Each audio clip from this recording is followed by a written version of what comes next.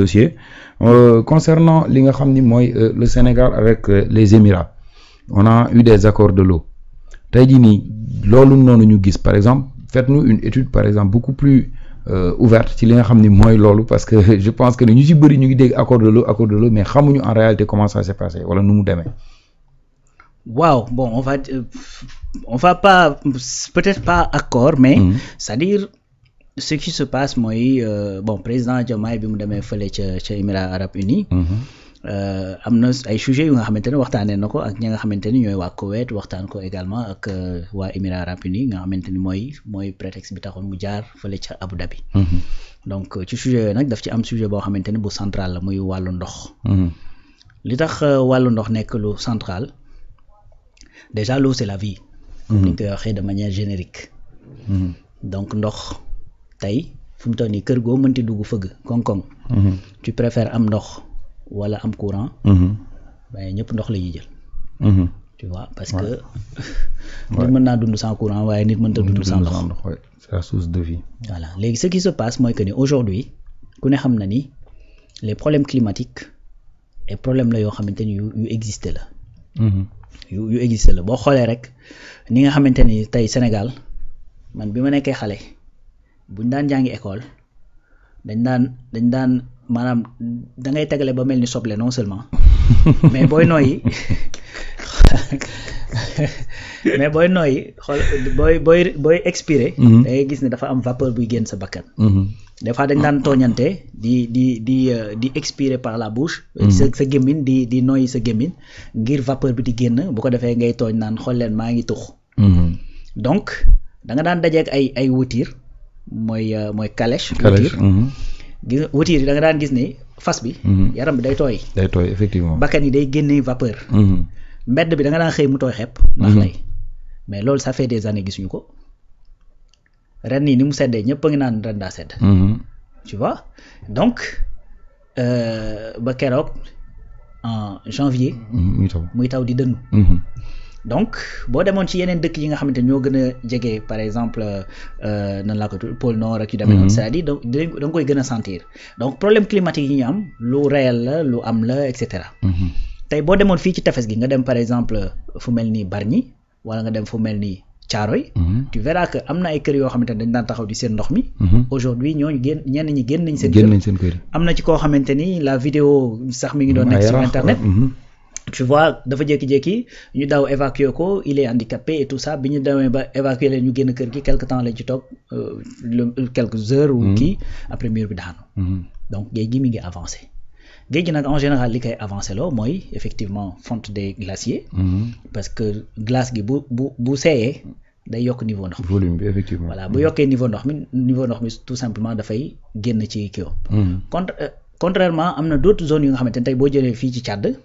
lac Tchad remarque bi ñu def mooy dañoo gis ne lac bi fi nga xamante ne moo doon place am. mais dafa tàmbali di wàññeeku. dafay asséché wu ok. très bien te tey bu ñu nee la désert du Sahara. océan moo fa jaaroon. fu mu toll nii désert la bu wow koŋ bu aride bu amul dara. ñuy wax ne il faut que ñu def muraille verte pour bloquer avancée du désert. Ben c'est parce que là également voilà d'autres éléments yu lay wan ni ça. C'est une réalité climatique boo xamante ne dafay nekk.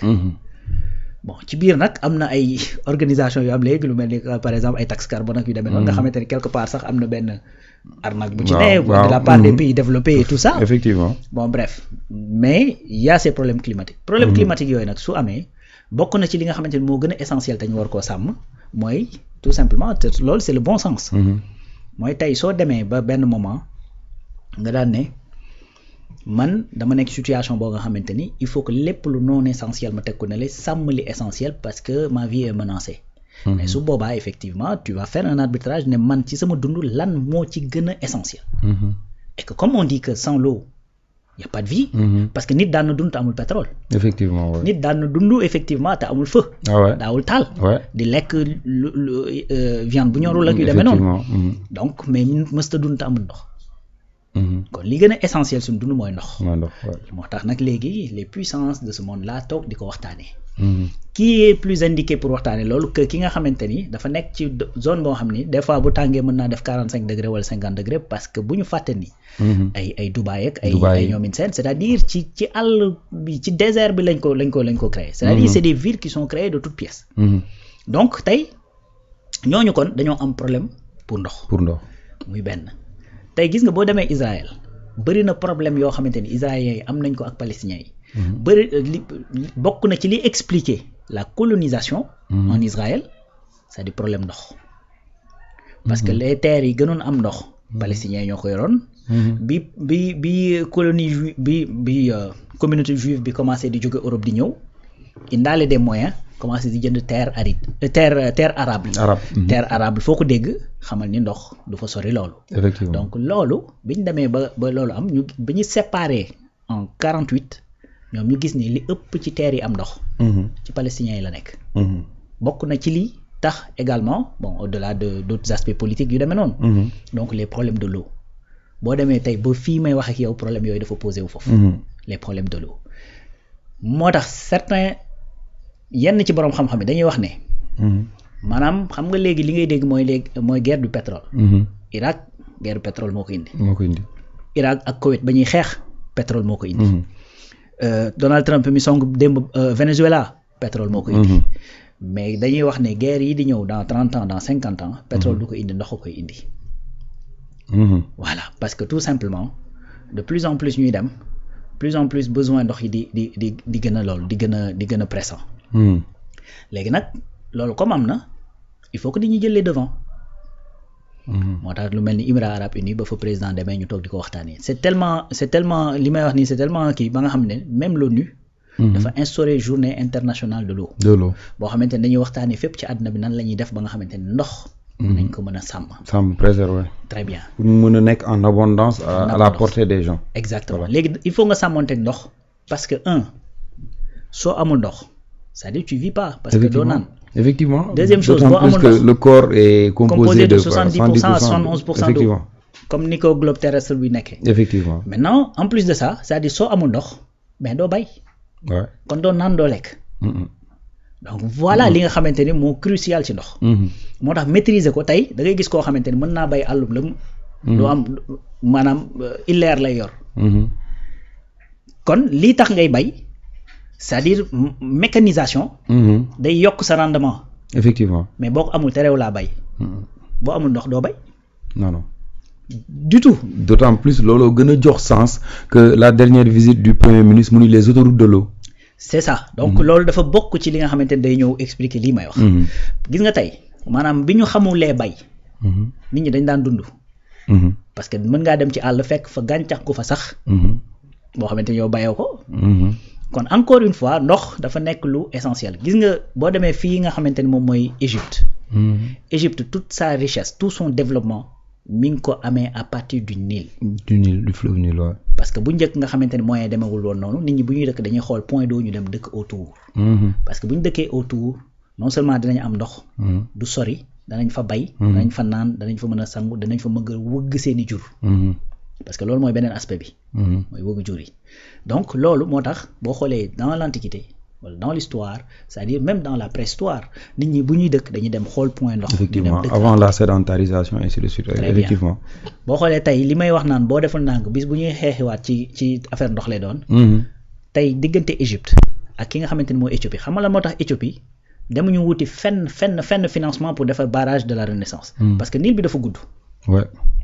donc dafa romb Éthiopie romb Égypte et cetera mais comme Égypte moo mujj Égypte da doon bañ gars yi kar li nga xamante ne mooy richesse yi nekk ci ndox mi balaa muy yegg ci moom parce que moom moo mujj moo nekk ca cat ba donc moo tax bi Éthiopie ne damay defar ci biir ndox mi barrage boo xamante ni courant lay defar donc imagine ndox da ngay naan da ngay bay da ngay wëgg say jur da ngay sangu donc en propriété maintenir sa santé pêcher aussi di napp di ci napp et cetera mais di ci defar courant kon encore une fois ndox moo gën a essentiel pétrole encore une fois maintenant bi nga xamante ni Éthiopie bëgg na def loolu mais Égypte dañ du ci dal Éthiopie xam ne bu demee sur marché internationaux yi peut-être kenn koo xamante ni bon li may wax nii c'est une analyse koo xamante ni mën naa jubóog Éthiopie du moins Égypte mën naa ñëw dugal loxoom ci biir projet bi. ñu dem ba ci biir ay intérêt Égypte menacé wala dara.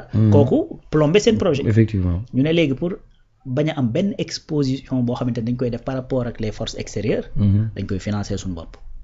Éthiopie dem lijjanti 5 milliards de dollars am. tabax propre kii à travers des comme li ñuy wax nii les diaspora bonds ak yu demee. effectivement emprunt yeeg defar ko ci barrage bi. Égypte bañ na mais mun ci dara.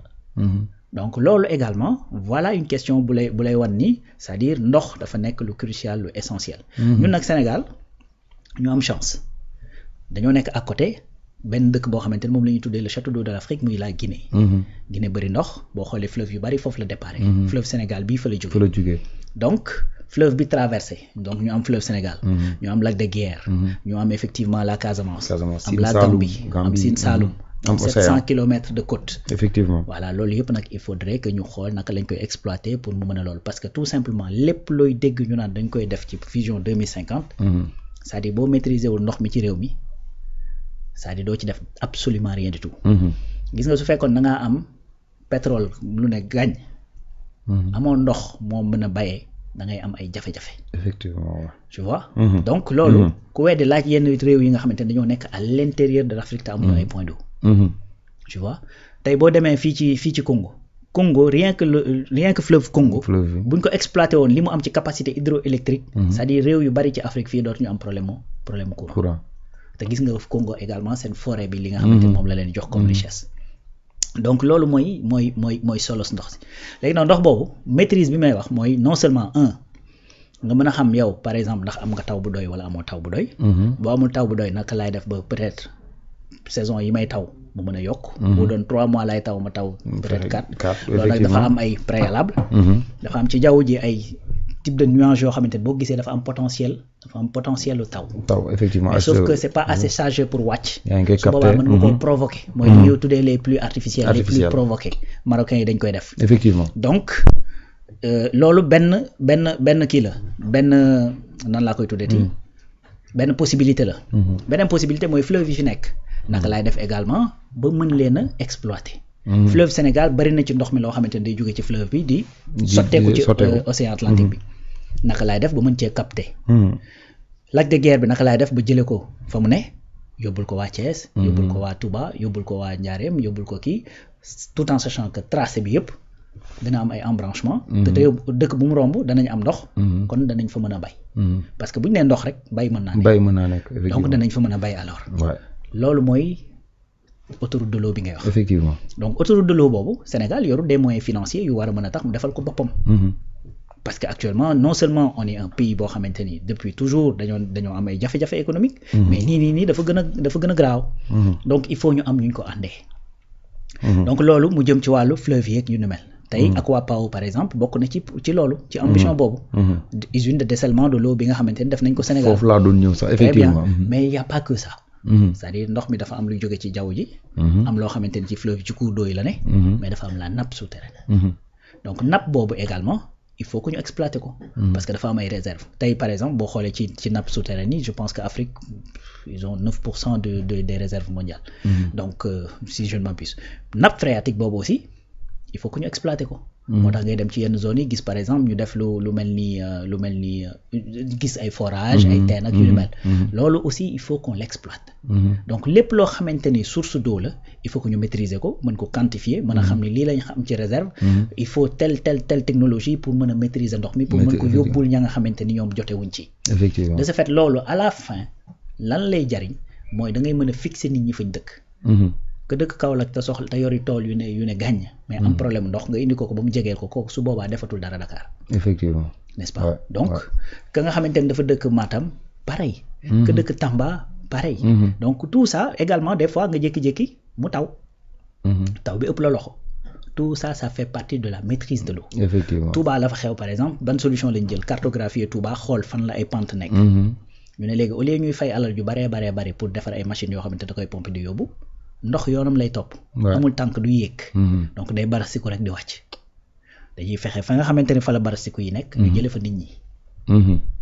donc bu ndox mi barastikoo ba dem ñu daal di koy capter ji feneen en aval dem capter ko feneen gas fa ay loolu ay bassin de rétention kii ba ñëw fa ñu mën fa def pisciculture indi fa ay jën napp fa. comme ça de ce fait ka nga xamante ne dafa nekk au fin fond du Sénégal du xaar jën bi du jóge Kayar wala du jóge Dakar pour moom mu soog cee jot. gis nga toutes ces possibilités là moom la ndox am. lii nag mooy li nga xamante ni moom la président bokk na ci mu waxtaanee. donc Sénégal nekk di ci dox. encore une fois lii dafa bokk ci li nga xamante ni toujours day tax man c'est-à-dire je garde toujours ferme espoir que ni gars yi xam nañ fi ñu jëm. moo tax souvent dama daan wax la vision est claire. su ma daan posté dafa demoon ba signature la nekkoon. parce que en vérité un pays mënoo ko développer. c'est-à-dire si t'as pas de l'eau soo amul ndox ba pare maîtriser ndox mi. su fekkee ni amoo énergie bu doy su fekkee ni sa suuf également maîtriser woo de telle sorte que yenn litiges yi du ci am. ba pare nga mën koo valoriser. suuf si par exemple tey boo jëlee ay coopératives yoo xamante ne dañoo am 1000 personnes 2500 personnes. nga jox leen suuf su doy. fexe ba nga xamante ne suuf si ñoom dañuy am ay kayit yu wóor yoo xamante ne moom lañ ko téye. su boobaa état soxlawul di leen jox xaalis. il suffit ñu jël suuf si dem teg ko ci banque bi. kooku jox leen xaalis. ñu liggéey. effectivement tu vois donc loolu moo tax encore une fois may wax li ni mel. tey autoroute de l'eau su fonctionner imagine Diender fii la ne dans le ci Thiès. Diender presque 60 ans xaw ma ñi ngi daw ci ñu defal leen adduction d'eau boo xamante ni eau potable lay doon ci tuyaux yu jógee Lac de Guiers. En 2025 lañ koy soog a tàmbali. 2025 Diender mi ngi fii ci Thiès tuyaux yi da leen di romb. xam nga loolu quelque part ça c'est de l'injustice. effectivement ouais. voilà donc moo tax la question de l'eau nekk une question centrale parce que tout simplement l'eau elle est vitale. mais également au-delà de tout ça mooy potentiel bi nga xamante ne moom moo ci nekk. donc boo ci amee lu doy. c'est normal que yenn réew yi di wéy di waxtaan ak yow. léegi nag peut-être tu me diras. Qu'est-ce qui explique que ndoxu Sénégal lu ci yoonu par exemple les Émirats arabes unis wala et cetera. foofu laa doon ñëw sax en quoi consiste accord climatique yi ñu wax ak ndox bi nan la ci Émirats duggee ak Sénégal ainsi de suite pour ñu mën a am benn commun pour mën a dem ci loolu et ça consiste à quoi faire en réalité. parce que déjà climat bi bu fekkee